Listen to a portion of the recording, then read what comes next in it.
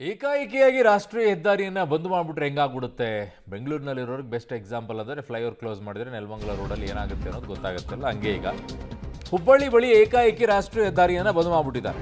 ಇಡೀ ಹುಬ್ಬಳ್ಳಿ ನಗರದ ಸಂಚಾರನೇ ವ್ಯವಸ್ಥೆನೇ ಅಸ್ತವ್ಯಸ್ತವಾಗಿ ಹೋಗ್ಬಿಟ್ಟಿದೆ. ಹುಬ್ಬಳ್ಳಿ ದೇಸಾಯಿ ವೃತ್ತದ ಸೇತುವೆ ಸಂಚಾರ ಬಂದಾಗಿದೆ. ಫ್ಲೈಓವರ್ ಕಾಮಗಾರಿಯಿಂದ ಹುಬ್ಬಳ್ಳಿ ಜನ ಕಂಗಾಲಾಗಿ ಹೋಗ್ಬಿಟ್ಟಿದ್ದಾರೆ. ನೀರಿನ ಪೈಪ್ಗಾಗಿ ರಸ್ತೆಯನ್ನು ಅಗಿತಾ ಇದ್ದಾರೆ L&T ಸಿಬ್ಬಂದಿ. ಯಾವುದೇ ಮುನ್ನೆಚ್ಚರಿಕೆ ಕ್ರಮವಲ್ಲದೇನೆ ಅವೈಜ್ಞಾನಿಕ ಕಾಮಗಾರಿಯನ್ನ ಮಾಡಲಾಗ್ತಾ ಇದೆ ಅನ್ನುವಂಥದ್ದು ಈಗ ಕೇಳಿ ಬರ್ತಾ ಇದೆ.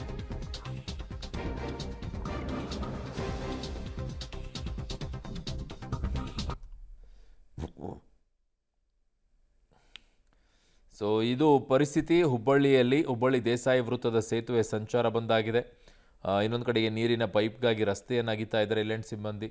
ಹಂಗೆ ಜನನ ತತ್ತರಿಸಿ ಹೋಗ್ಬಿಟ್ಟಿದೆ ಅದು.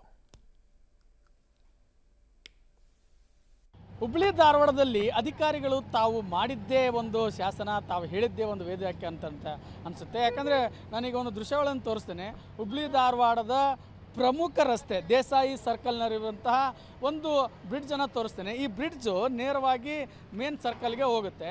ಈ ಬ್ರಿಡ್ಜ್ನಲ್ಲಿ ಒಂದು ರೀತಿಯಲ್ಲಿ ವರ್ಕ್ ನಡೀತಾ ಇದೆ. ಈ ವರ್ಕ್ ಯಾಕೆ ನಡೀತಾ ಇದೆ, ಏನು ವರ್ಕು ಅನ್ನೋದು ಮಾಹಿತಿ ಯಾವುದೇ ರೀತಿಯಾಗಿ ಮಹಾನಗರ ಪಾಲಿಕೆ ಜನರಿಗೆ ನೀಡ್ತಾ ಇಲ್ಲ. ಇದರಿಂದ ಬೇರೆ ಬೇರೆ ಗ್ರಾಮಗಳಿಂದ, ಬೇರೆ ಬೇರೆ ಒಂದು ಜಿಲ್ಲೆಗಳಿಂದ ಒಂದು ಹುಬ್ಬಳ್ಳಿಗೆ ಬರ್ತಾ ಇರುವಂತಹ ಒಂದು ಜನರಿಗೆ ಸಾಕಷ್ಟು ರೀತಿಯಲ್ಲಿ ತೊಂದರೆ ಆಗ್ತಾ ಇರುವಂಥದ್ದು. ಇಂತಹ ಸಮಸ್ಯೆಗಳು ಏನಿದ್ರು ರಾತ್ರಿ ಸಮಯದಲ್ಲಿ ಮಾಡಬೇಕು. ಟ್ರಾಫಿಕ್ ಕ್ಲಿಯರನ್ನು ಮಾಡೋಕ್ಕೆ ಹರಸಾಹಸವನ್ನು ಪೊಲೀಸರು ಪಡ್ತಾ ಇದ್ದಾರೆ ಒಂದು ಕಡೆ. ಆದರೆ ಮತ್ತೊಂದು ಕಡೆ ಮಹಾನಗರ ಪಾಲಿಕೆ ತನ್ನ ಮನಬಂದಂತೆ ವರ್ತನೆ ಮಾಡ್ತಾ ಇರುವಂಥದ್ದು ಇಲ್ಲಿ ಗೊತ್ತಾಗ್ತಾ ಇದೆ. ಯಾವುದೇ ಒಂದು ಅನುಮತಿ ಇಲ್ಲದೆ, ಯಾವುದೇ ಒಂದು ಜನರಿಗೆ ಒಂದು ಮಾಹಿತಿ ಇಲ್ಲದೆ, ಸ್ಪಷ್ಟವಾದ ಮಾಹಿತಿ ಇಲ್ಲದೆ ಇಲ್ಲಿ ವರ್ಕ್ ನಡೀತಾ ಇರ್ತಿರೋದು. ಇಲ್ಲಿ CC ರೋಡ್ ಹಾಕಲಾಗಿದೆ. ಈ CC ರೋಡನ್ನು ಕೂಡ ಹೊಡೆದಿದ್ದಾರೆ. ಇದನ್ನು ಬೇಕಾದರೆ ನೀವು ದಾಖಲೆ ಮಾಡಿ ಇಟ್ಕೋಬೋದು. ಈ ಒಂದು ದೃಶ್ಯಾವಳಿಗಳಲ್ಲಿ ನೋಡ್ಬೋದು. ಈ CC ರೋಡದ ಪರಿಸ್ಥಿತಿ ನಾಳೆಗೆ ಯಾವ ರೀತಿಯಾಗಿ ಇರುತ್ತೆ ಅನ್ನೋದನ್ನು ನೀವು ಇಲ್ಲಿ ಗಮನದಲ್ಲಿ ಇಟ್ಕೋಬೋದು. ಇಲ್ಲಿ ನೋಡ್ಬೋದು, ಯಾವುದೇ ಒಬ್ಬ ಮಹಾನಗರ ಪಾಲಿಕೆ ಅಧಿಕಾರಿ ಕೂಡ ಇಲ್ಲಿಲ್ಲ.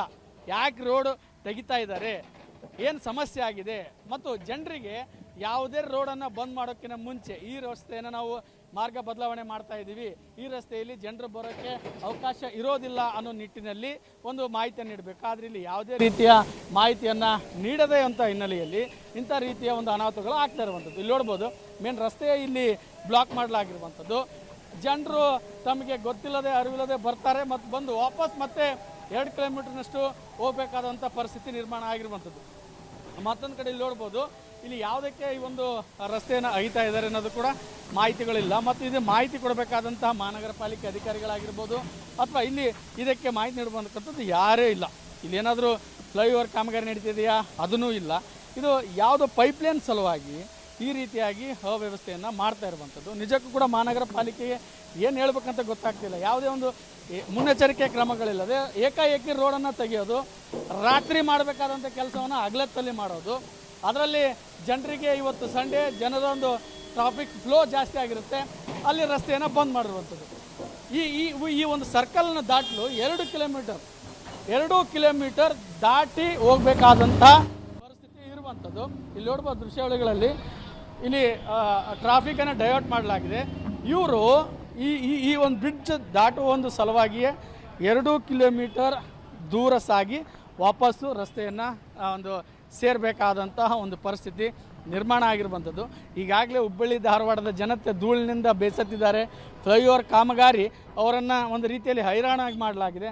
ಆದರೆ ಇಲ್ಲಿ ಮಾತ್ರ ತಮಗೆ ಬೇಕಾದ ಹಾಗೆ ಮನ ಬಂದಂತೆ ಒಂದು ನಿಯಮಗಳನ್ನು ಮಾಡಿ ಒಂದು ಜನರಿಗೆ ಮತ್ತಷ್ಟು ತೊಂದರೆ ಕೊಡುವಂಥ ಪ್ರಯತ್ನ ಆಗ್ತಿದೆ ಅಂತ ಇಲ್ಲಿ ಸ್ಪಷ್ಟವಾಗಿ ಗೊತ್ತಾಗ್ತಾ ಇದೆ.